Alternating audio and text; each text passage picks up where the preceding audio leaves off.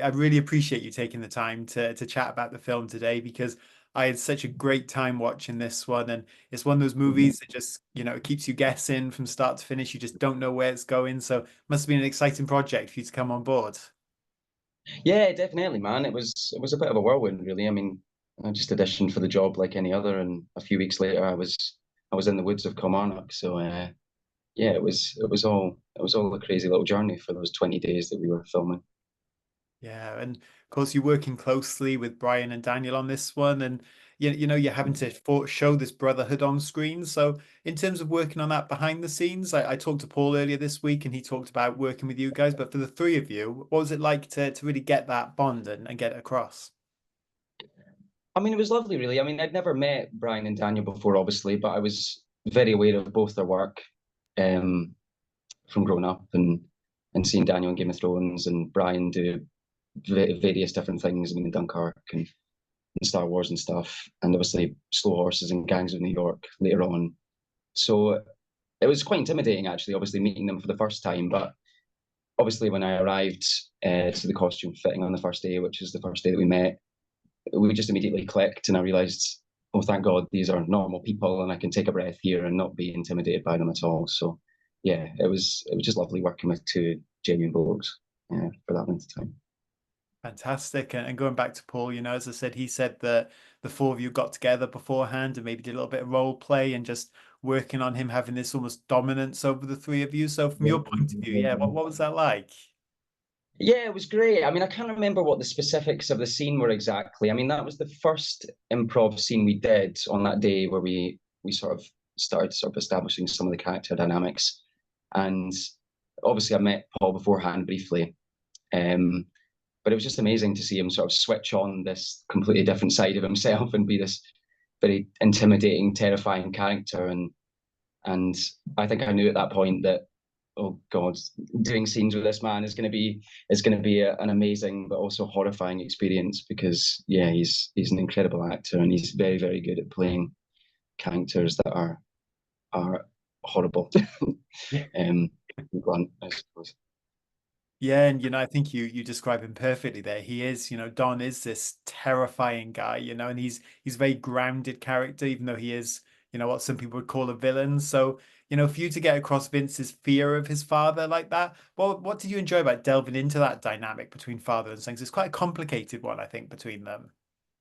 Yeah, I think in particular with Vince and Don, because I mean the idea that Roger had and I agreed with was that out of the three brothers that Vince was probably the most isolated of the three and probably hadn't had any formal kind of education on purpose, obviously, because Don obviously sort of potentially had the understanding that that his other two brothers were going to grow up and be quite physically intimidating characters and would possibly rebel against him after they grew up and realized that this is not normal behavior within the household at all.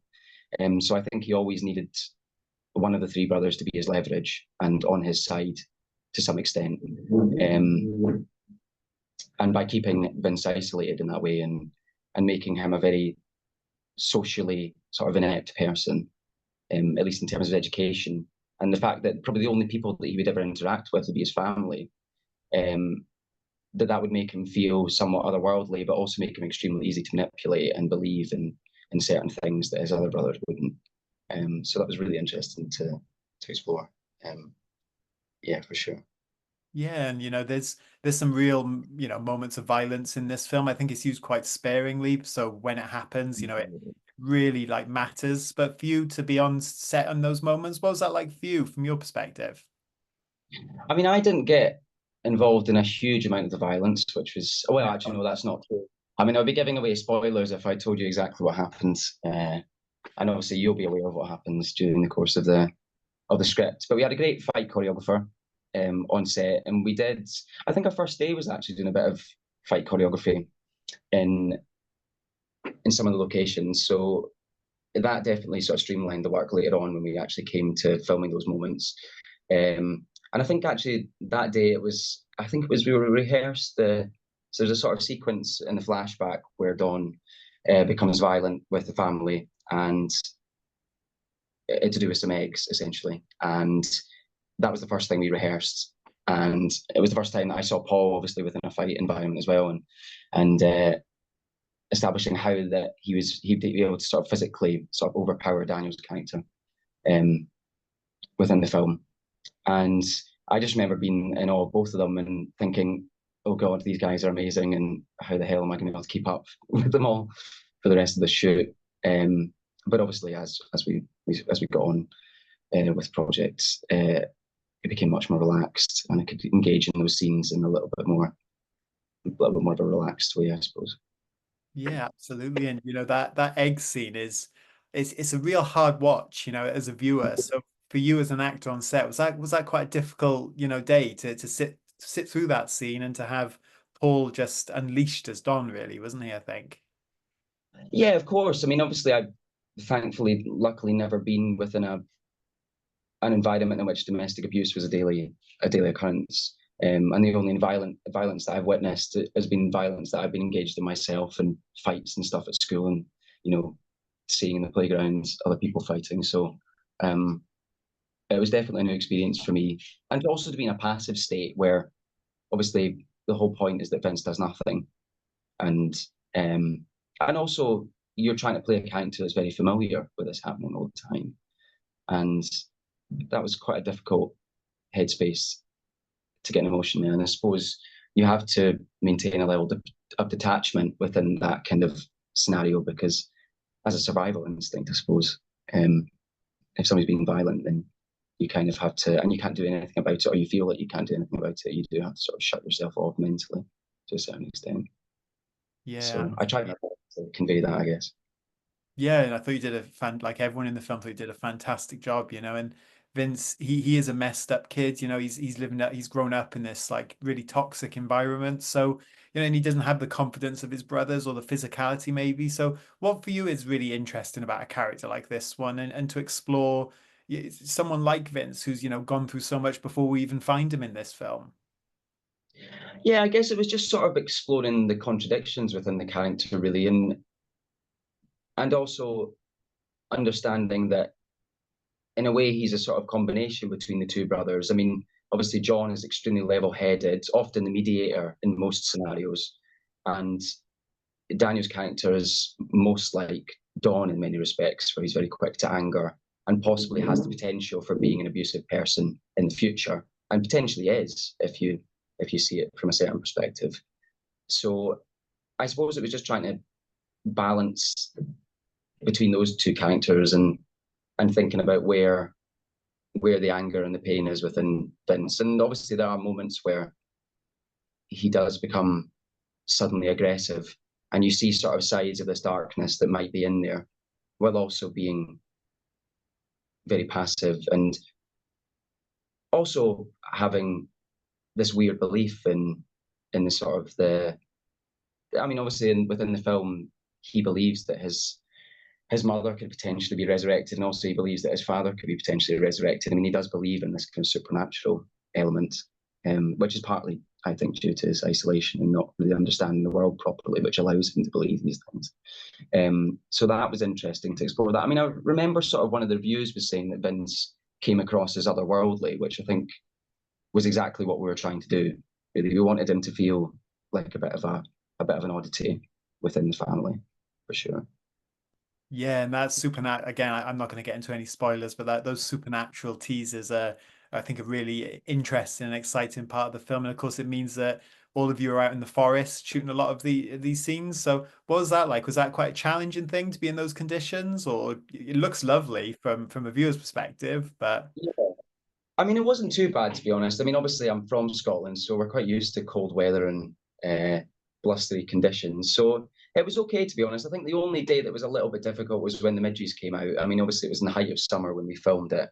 So when you're in the middle of the Scottish woodlands in the middle of summer, and it's also a bit wet, the midges come out in full force and start tearing you apart. So that was a little bit difficult sometimes, but it didn't happen as often as it potentially could have. So most of the time it was a fairly relaxed, comfortable shoot. I mean, obviously when you do night shoots, it's quite cold, but generally in the summertime, you're not having to worry about temperature and uh, I wouldn't say that I'm fairly conditioned to the cold at this point, so that wasn't too big an issue.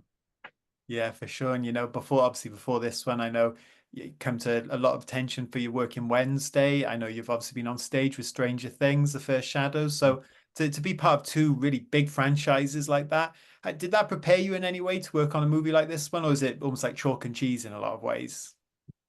Um, yeah, I mean, the shooting on Wednesday was extremely different. I mean, I shot it over the course of 3 months out in Romania, and I was only working once or twice a week, really, and I would only ever come in for a few hours, unless I was coming in to do a bit of fight choreography or rehearsing some scenes beforehand. So it was a very in and out process, and there was a lot of downtime. Whereas with Kel, it was in every single day, working for 12 to 14 hours. So that was a much different experience being on a set every single day and having to be switched on the whole time.